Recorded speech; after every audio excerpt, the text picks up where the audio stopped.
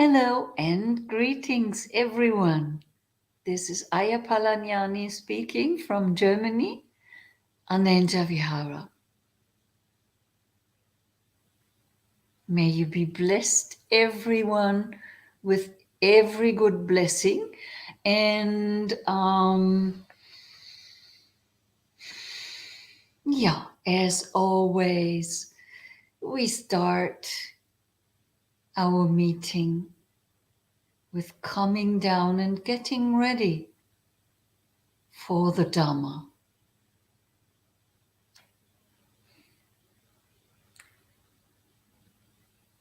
So, sit upright where you are and breathe.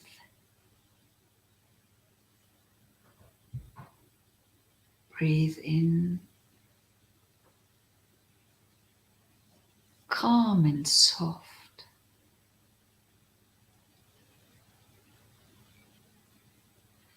There is no reason not to do it without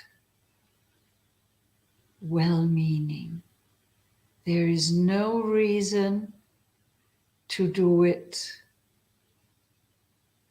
stressed, tensed,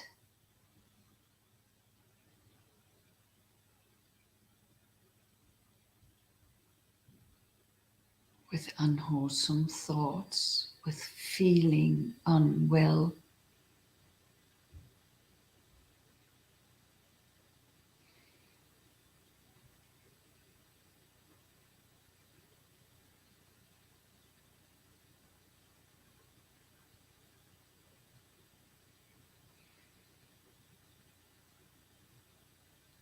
You can actually breathe in and really do feel well.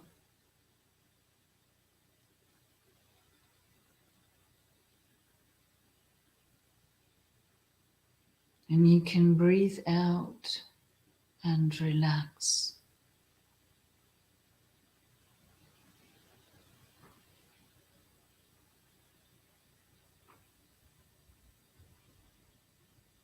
Relaxing means relieving all tensions.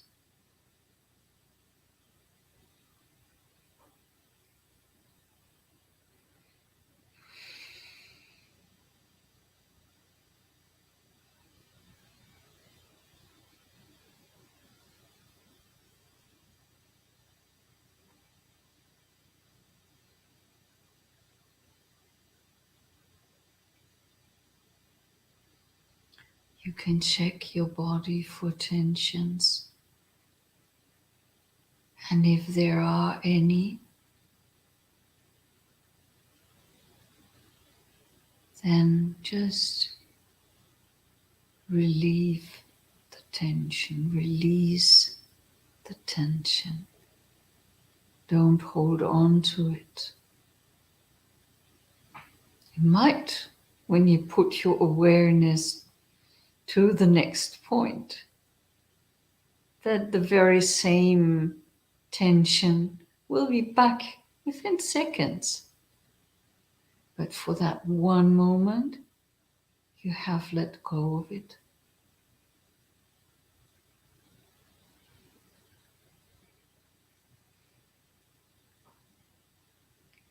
When you do this, before starting to prepare for deeper meditation, so when you really try to relax, and when you really try to make your breaths that are coming in and out, that when you really intend for them to be soft,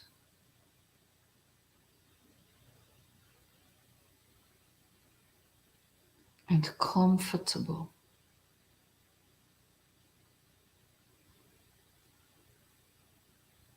and relaxing, then after a while of practicing this, you become aware of the spots in your body where you always have tensions. So you can then put a little bit more love to those spots. You can put an extra amount of loving kindness to that spot. Tensions are there because there are emotions of anger and ill will, of anxiety. A totally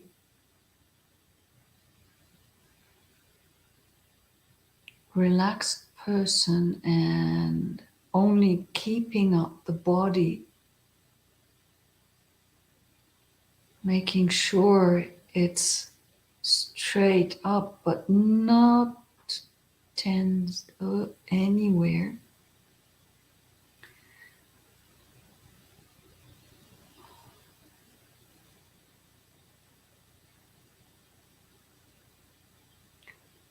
Will have it much easier to find upekkha.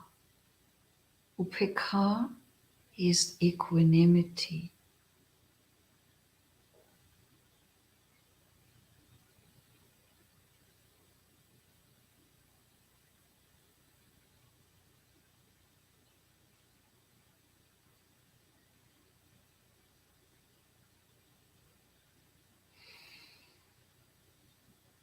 So you breathe in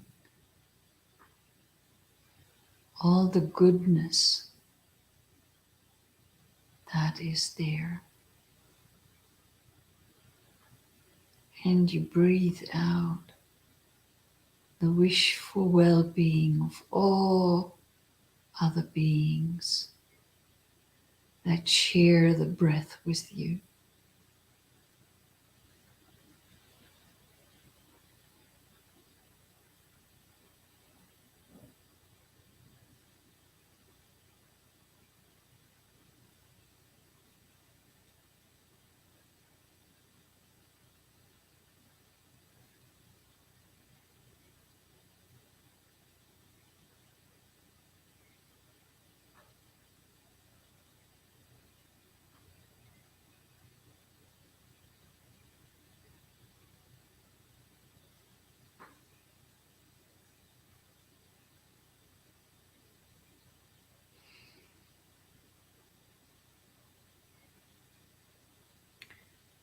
It might, wherever you are, be early in the morning and you are still tired.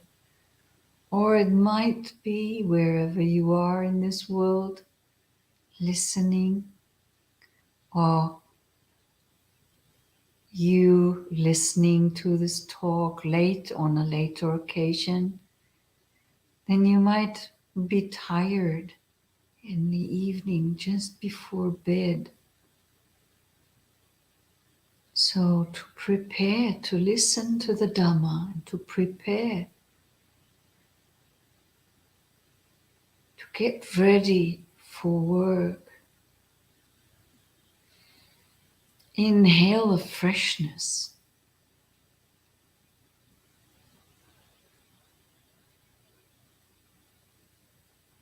And get yourself ready to listen to the Dhamma. Today,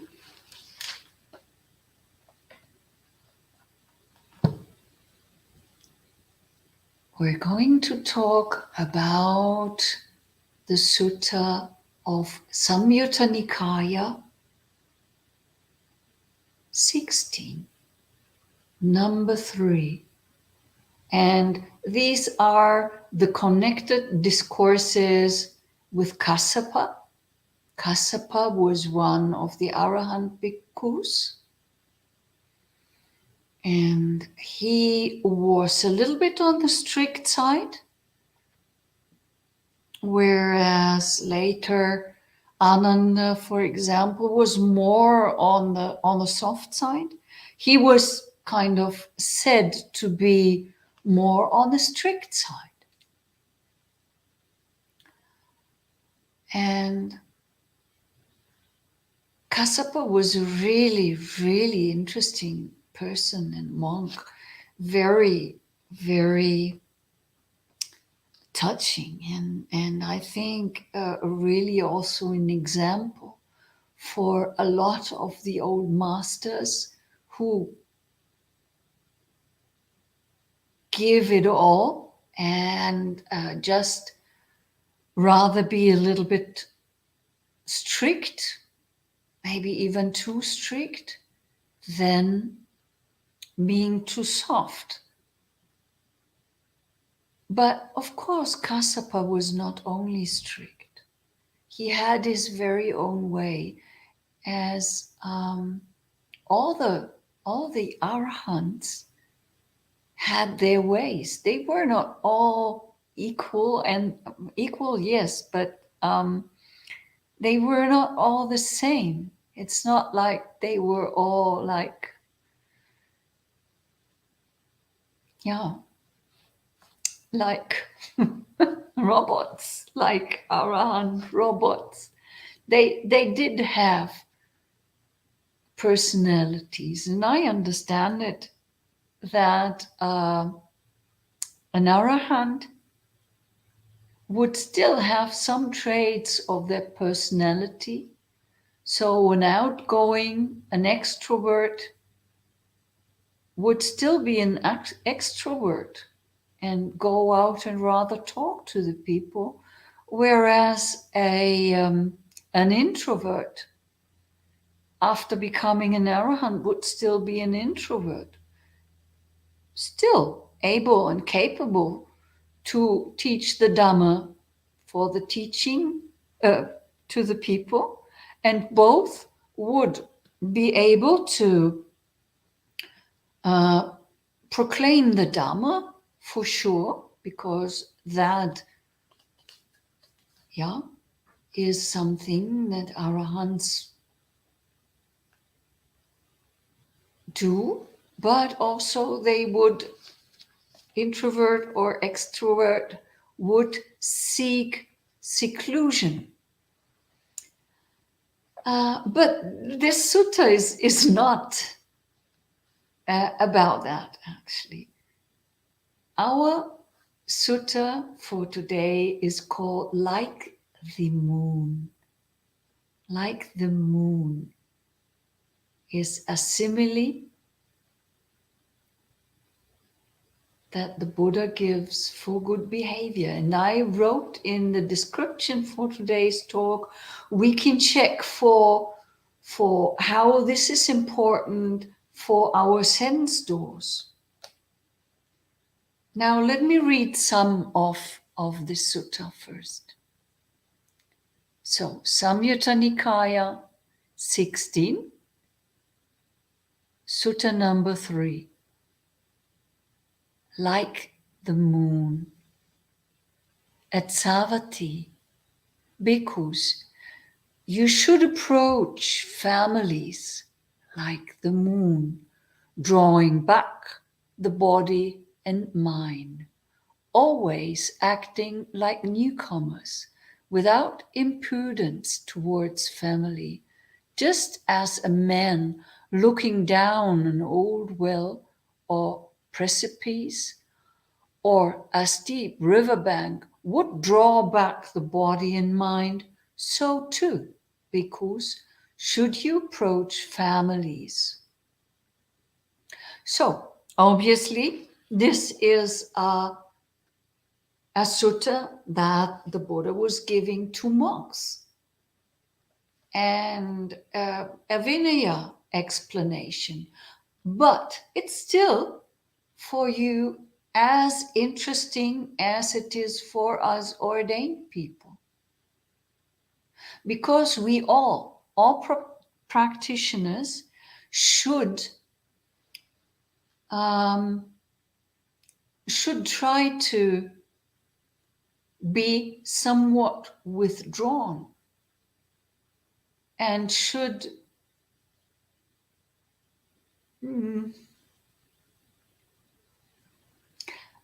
for our lives and for the way we behave with other people around us, we should learn certain patterns of behavior.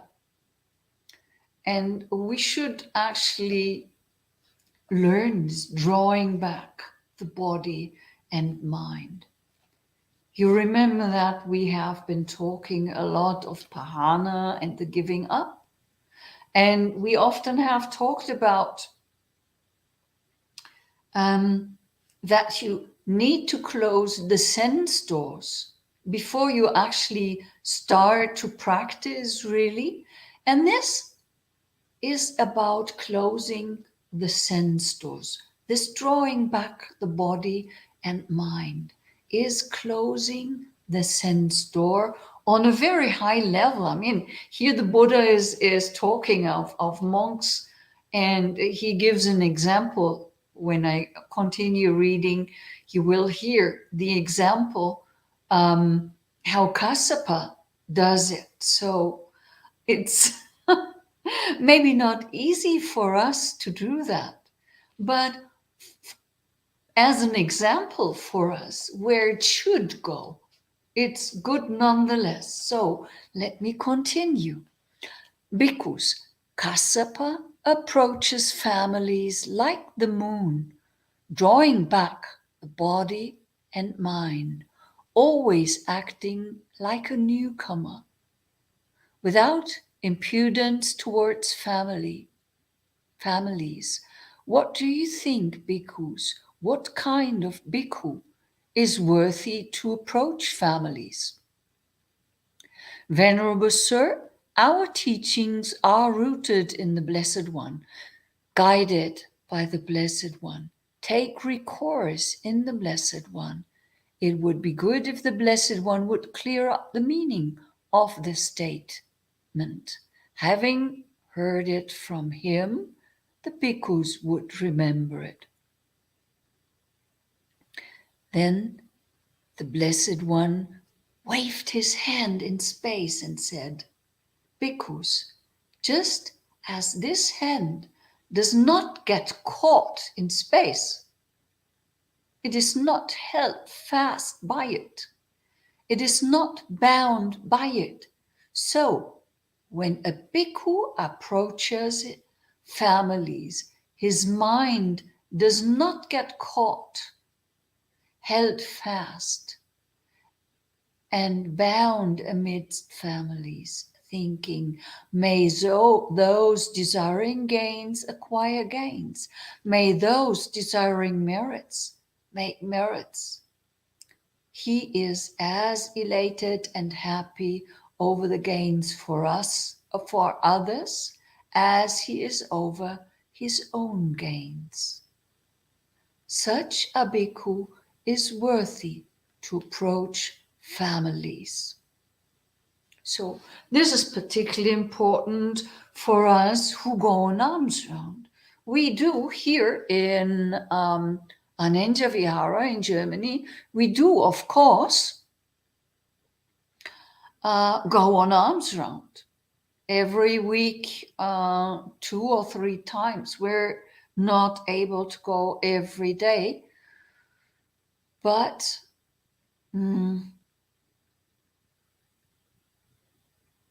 of course, yet it is important for us to learn this behavior, to understand this behavior, and to practice this behavior.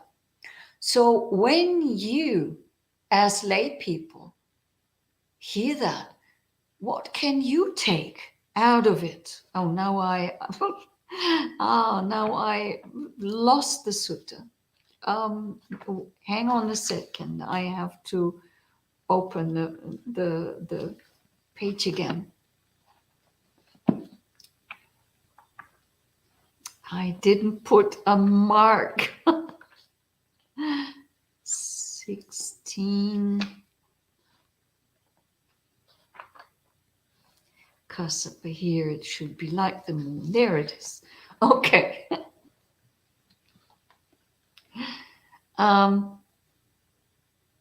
So what can you take out of this sutta? When you imagine being like the moon and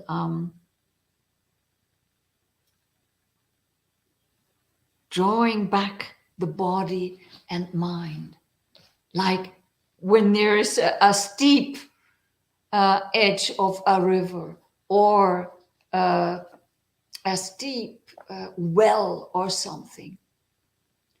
So you would shy away. That is something that comes to mind.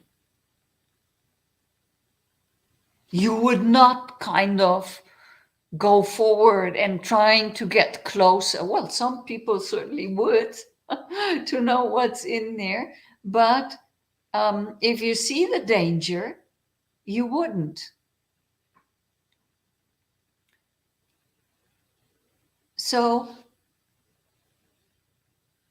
you would kind of be calm and cautious. You would be restrained in a way.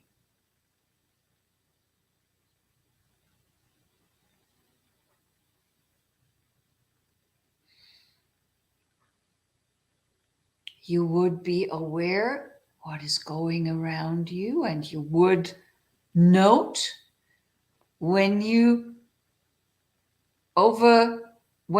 when you transgress somebody's boundaries, for example. And this happens more often than not, even especially here in the West, when you go an arm's round. You can transgress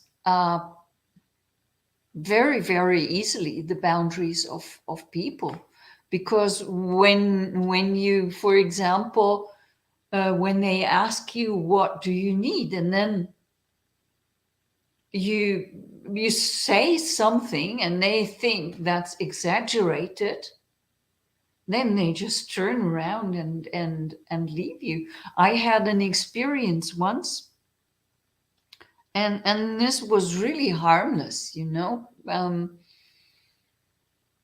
from my from my point of view.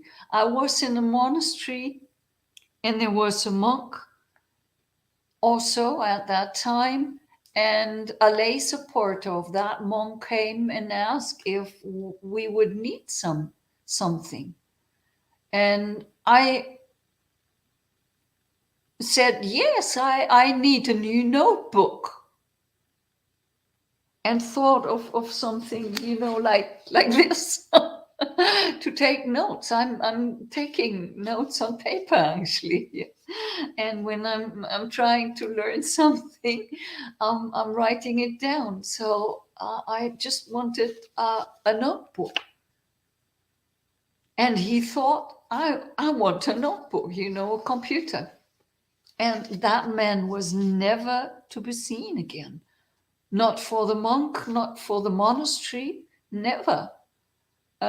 Because he thought I transgressed. So there are always kind of pits you can stumble in with other people around you. You never know what they are going through when you say something that for yourself might be nothing. You hurt them because for them it's something totally different. You experience that sometimes on a daily basis when you are not cautious and when you don't feel into the people, when you are boisterous and not kind of in this way shying, drawn back in body and mind. And acting like newcomers. So always be open. to something. Always be like a newcomer is you're always a beginner in every single situation. You're never the one who is the master of the situation. You should be coming and being like a newcomer, not knowing what is going on, ready to learn, ready to adjust, ready to adapt,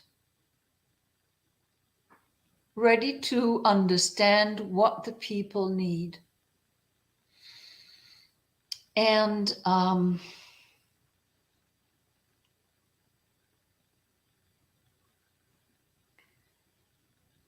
so the simile of the moon, for the longest time, I didn't understand. Wow, what is he saying? Why moon? Like being shiny or what? Um,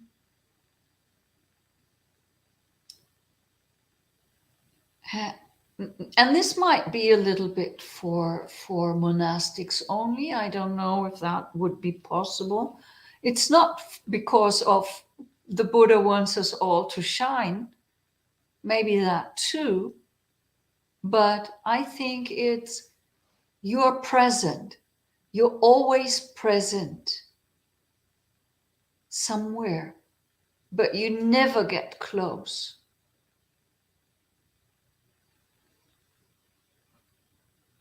So you never intrude actually on somebody. You're away, shining. You can give the light, but you're far away. And that is maybe something that is really more for the monastics, but all the rest is very, very important for you also.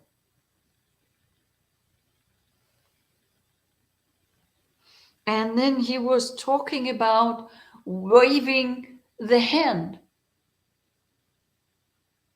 And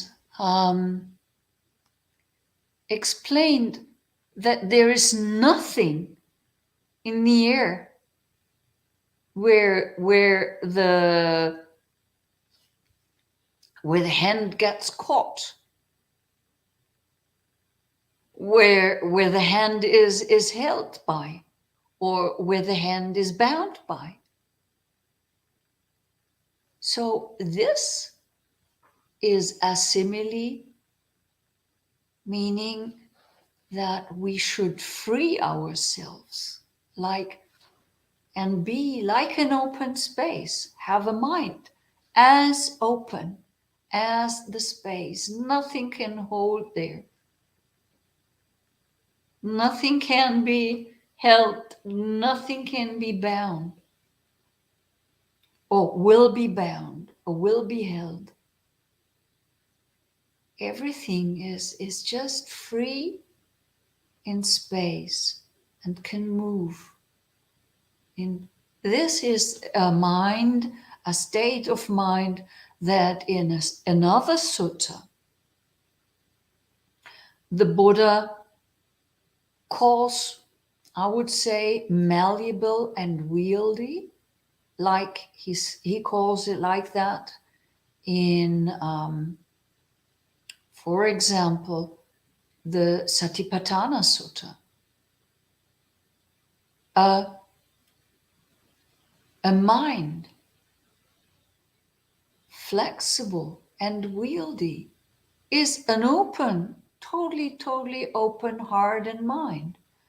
Nothing sticks there. So when they blame you, that doesn't stick.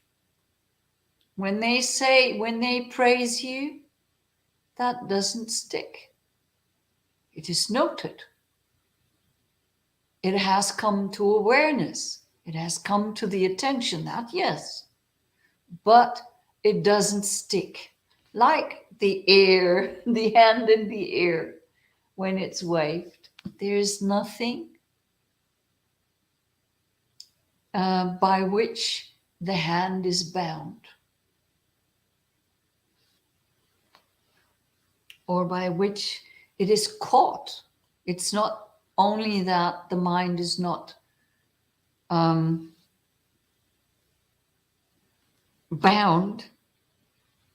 it is also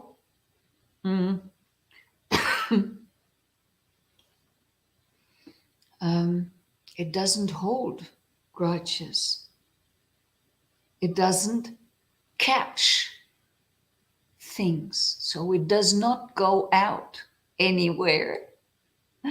It just is there somewhere in space, somewhere in time also, maybe. But just there at that space time, not somewhere in the past or in the future, not wanting to be there, not thinking of anything from years back or from the future to come. But then there, in that moment, that's when the mind is not grasping something, holding on to something.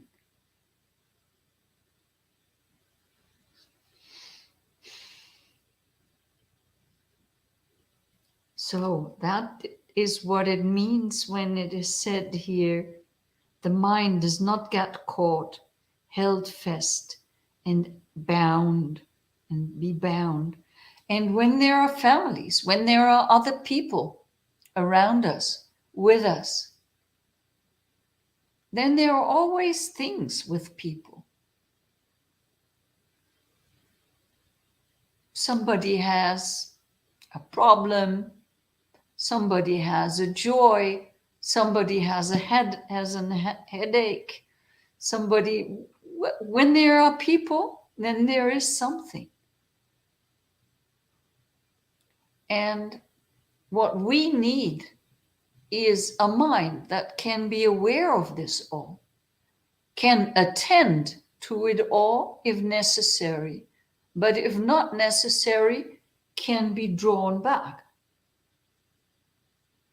can be pulled out and be free, like the open space, can be wide, like the open space, and not get caught by what people say, what people think, what people want. And when I say people, that includes ourselves, of course, not the others around us, but including ourselves.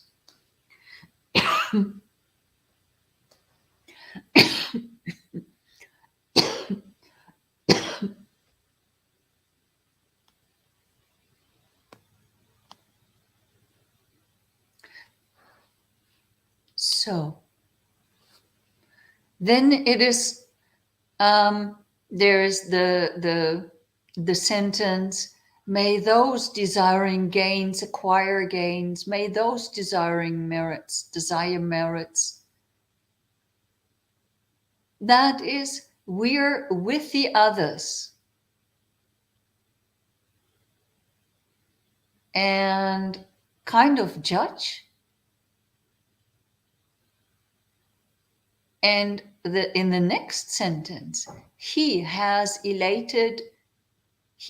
as elated and happy over the gains of others as he is over his own gains. That is not judgmental. That is just that free and open mind that sees the gains that another one has gotten and sees, maybe I have received much less, maybe even nothing, but would not go ever to envy and to judge. Oh, he has more. Does he deserve? She has less. Why could this happen? What kind of karma does she have? No, we are happy with everything as it is, not judging. When somebody has less, we can share. If another person who has more and we have nothing, we shouldn't be waiting for them to share. We should be happy if they do have the idea. But if they don't, we should be still happy. So it continues here.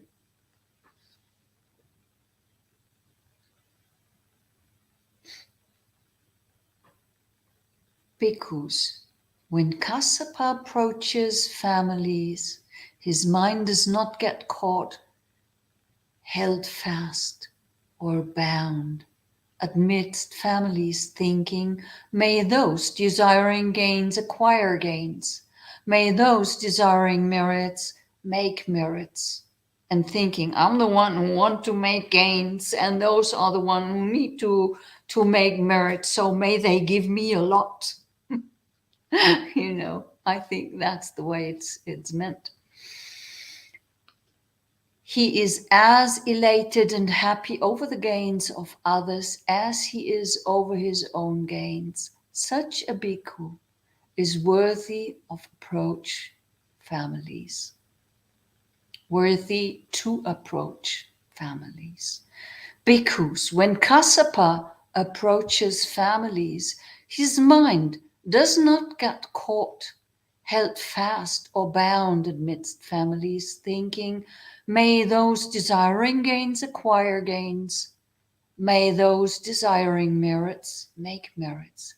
He is as elated and happy over the gains of others as he is over his own gains.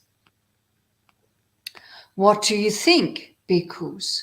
How is a bhikkhu's teaching of the Dhamma impure? And how is his teaching of the Dhamma pure? So again, something that seems to be for monks or nuns teaching the Dhamma only. But I do believe that for everybody, there's something to be taken. Venerable Sir, our teachings are rooted in the Blessed One. So they are rebuked to listen, and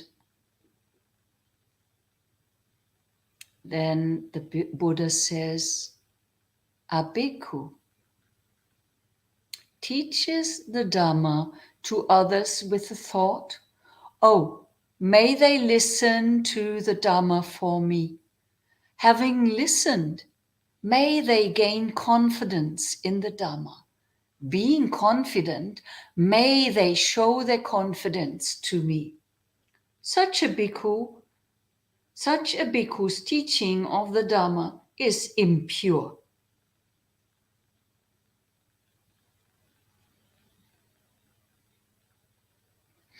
But a bhikkhu teaches the Dhamma to others with a thought.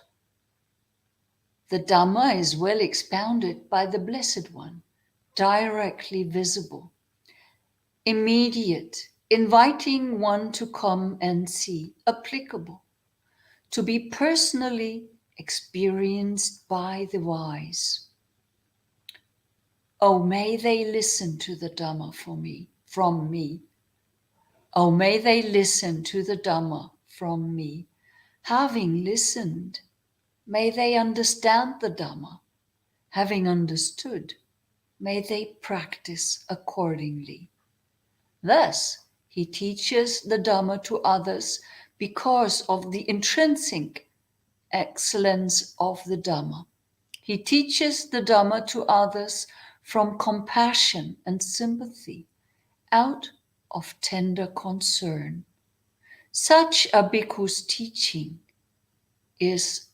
of the Dhamma is pure.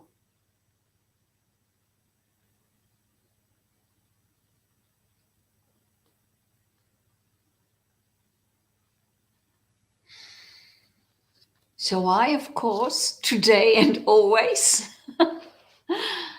I intend to do it the second way. But even I, who is aware, who knows the sutta, have to admit that sometimes I notice within my heart that when I give the Dhamma, I want the people to not only listen and practice to the Dhamma, but also to know that it was me giving the Dhamma. You know, it might be only a very, very a little part of that in the teaching, but I'm not free of that. And I'm doing a lot of practice. I mean, and since many, many years. So this is something that easily can be overlooked by monastics and by lay people, by lay teachers. And that is one of the reasons for me that we, for example, here in this monastery, we would never ever charge for the Dhamma because it's free, it's open. You can't charge for the Dhamma. You can't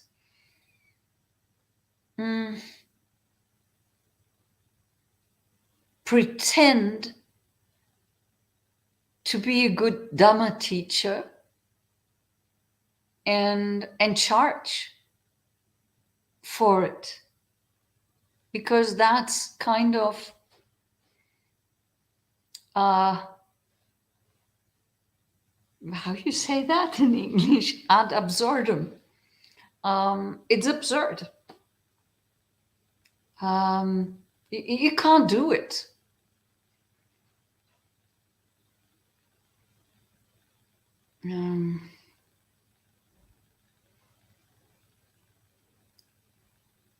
So when you listen to the Dhamma, when you talk to other people about the Dhamma, then try to do it pure. Try to take out the self. Try to take out the I'm giving the Dhamma. I am a good teacher. I'm a teacher at all. Just live by the Dhamma. Practice the Dhamma. Be an example for the others by being wide open in your heart, by being like the moon.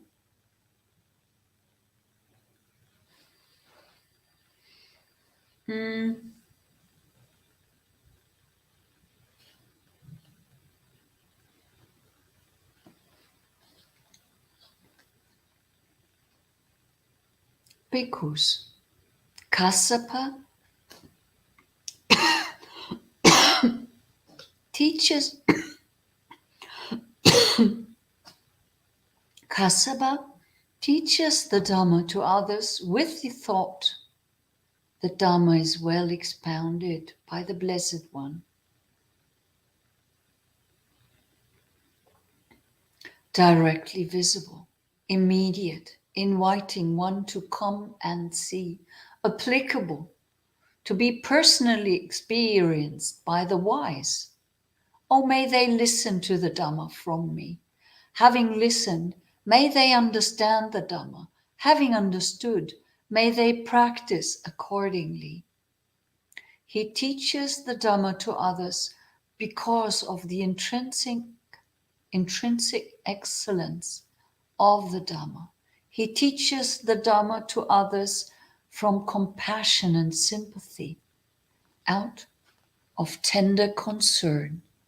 Bhikkhus, I will exhort you by the example of Kassapa, or one who is similar to Kassapa.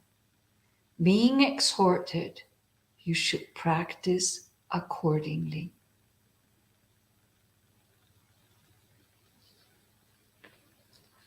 That is this very, very, very lovely and very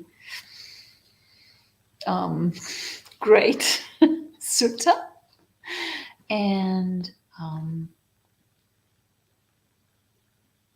well, we read it to the end, and I gave you kind of an admonition of how to teach the Dhamma. But I want to go back to the beginning, actually. And this drawing back the body and the mind.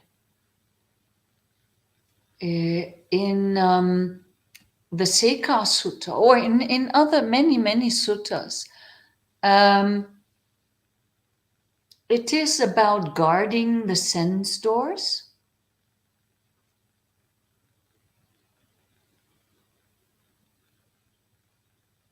You remember that? First one practice, or first one thinks, okay, I need to practice.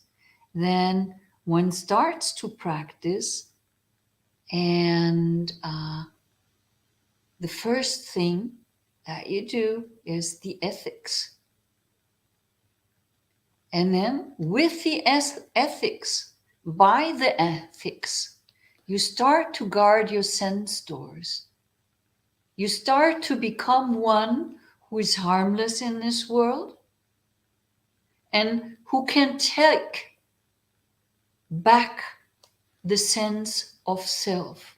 This is by no means, in no way, something that has already something to do with stream entry or so.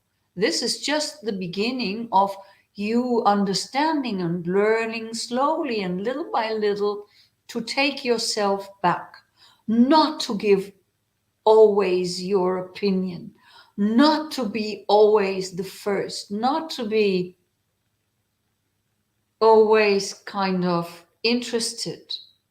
You guard your sense doors. Guarding the sense doors means guarding the eyes, guarding the ears, guarding the nose, guarding the tongue, guarding the body and the mind. That is guarding the sense doors. And that is in both ways. Guarding the sense doors is for what comes out from you into what you give into the world, and for what you take in.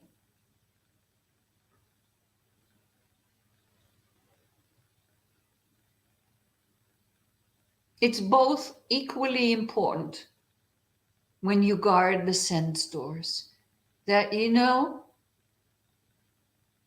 something knocks at your sense door, for example, like a sound. Here in our area, it's quite silent usually.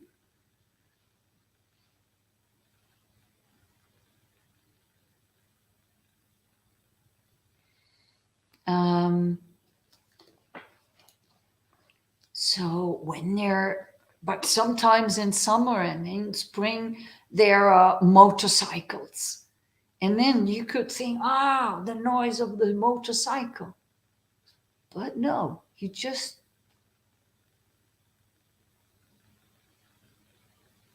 have a knock on your sense door.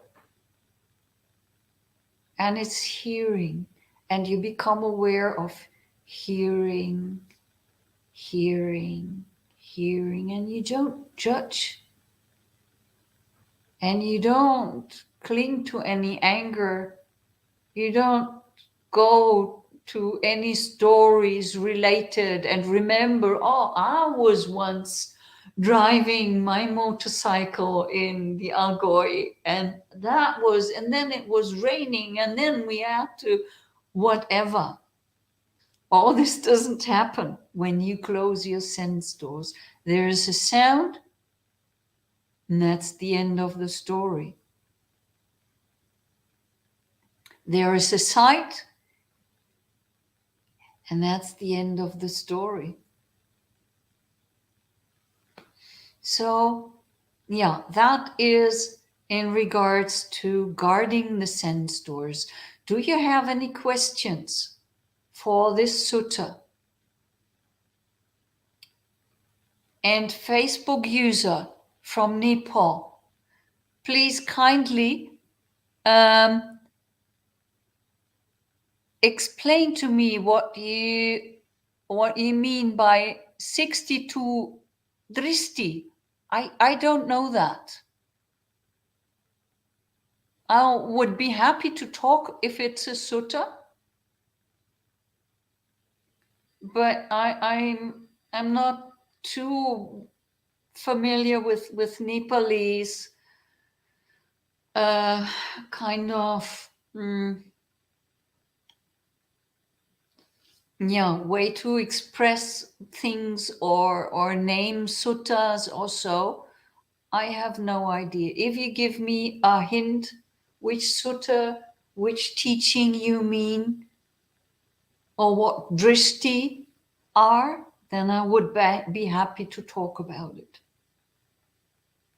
So, and you others, we still have 8 minutes about left. So go ahead and ask something if you like.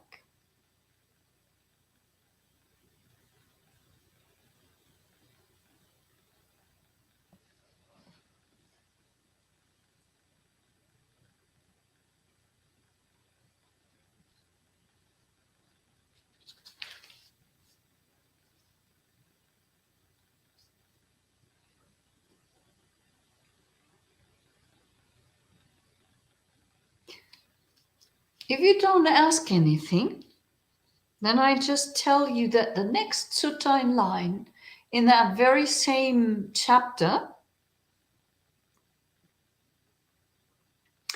is about the same topic, maybe. And Kassapa was known for always going to the purest districts. And he also went where the Sikh people were, so other monks were avoiding those areas.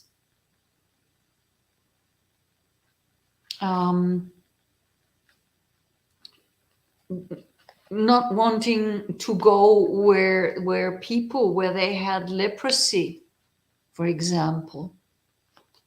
But Kassapa had no fear. He went there. I admit I wouldn't.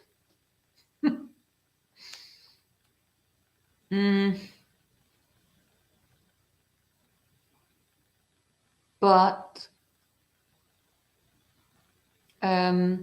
there is a story, or not. It's not a story. It's one of it's in his Theragatas. There he describes how he was going in one of those neighborhoods, and there was a man with leprosy giving him alms food, and when he dropped the food, the finger dropped as well. Most probably he took out the finger out of the alms bowl. That is not so much written in those verses, but Kassapa was not shy to eat the remainder. We're not allowed to eat human flesh, so there in no way he has eaten it. Mm.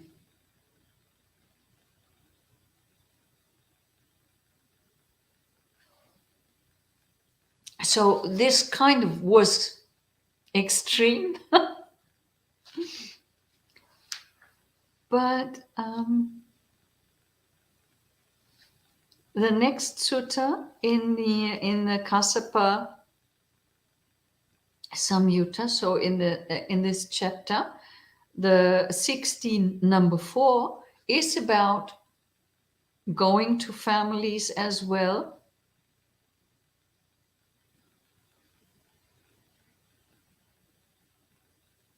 And well, if you like, then just go ahead and read it later, because it also gives us a glimpse of what it is to be, yeah, to be one like the moon.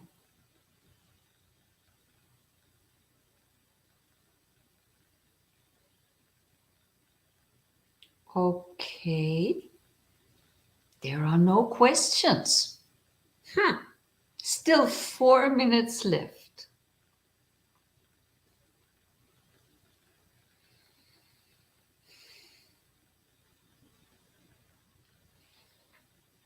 Probably when I close down the computer, I will remember all the things that I forgot to say.